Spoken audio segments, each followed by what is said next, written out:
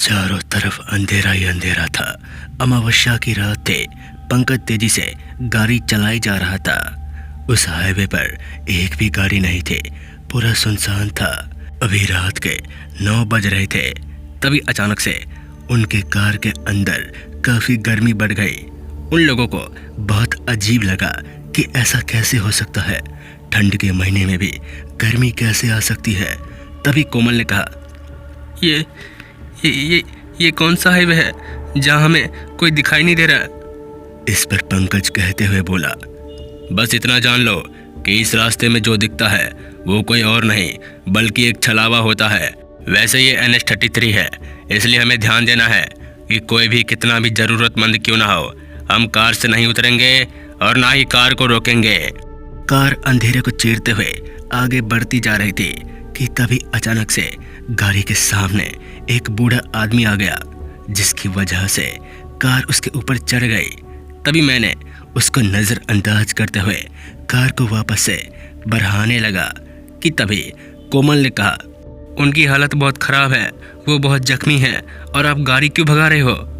इस पर पंकज ने कोमल को कहा, ये हमारी आंखों का धोखा है, तुम ध्यान मत दो। कोमल गुस्से में बोली, ये बड़ी मुसीबत में है, तुम कैसी बातें कर रहे हो। फिर पंकज बोला, मैं सही बोल रहा हूँ, ये बूढ़ा आदमी कोई और नहीं बल्कि छलावा है, तुम बात को समझो। हम अगर गाड़ी से उतर गए तो हमारी जान को खतरा है। लेकिन कोमल ने मेरी बात नहीं मानी और गाड़ी से उतरकर वहां जाने लगी। हालांकि पंकज अंदर ही बैठा था, लेकिन कोमल बाहर निकलकर जैसे ही उस बूढ़े आदमी के पास पहुंचे कि तभी वो बूढ़ा आदमी हंसता हुआ अचानक से गायब हो गया। ये देखकर वो बहुत डर गई।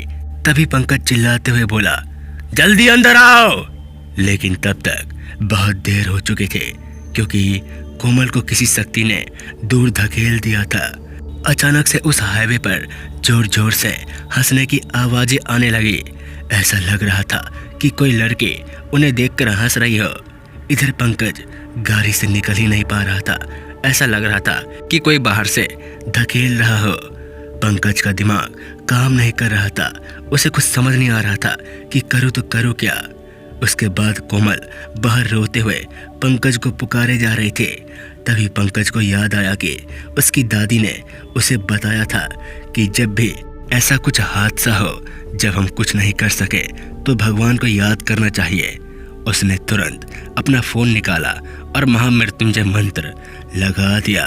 फिर भगवान को याद करके वो जोर से गाड़ी की डोर को धक्का दिया और क्या, दरवाजा एक ही पल में खुल गया। फिर वो जल्दी से बाहर निकला और कोमल के पास जाने लगा। जैसे जैसे वो कोमल के पास जा रहा था, वैसे वैसे कोमल उससे दूर होती जा रही थी। तभी कोमल को लगा कि किसी ने उसके कानों में कहा, अपने मंगलसूत्र को प्रणाम करो और हनुमान चालीसा का जाप करो। फिर क्या था, कोमल ने वैसा ही किया। अब वो धीरे धीरे पंकज के पास जा रही थी। देखते ही देखते दोनों एक दूसरे के पास आ गए।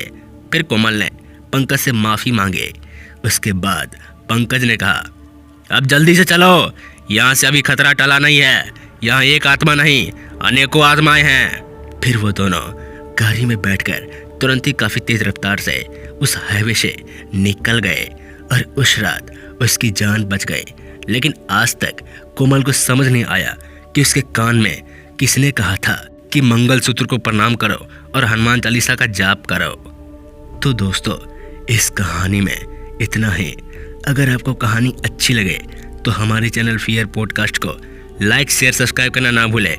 मिलते हैं ऐसी डरावनी कहानी के साथ। तब तक के लिए जय हिंद, जय भारत।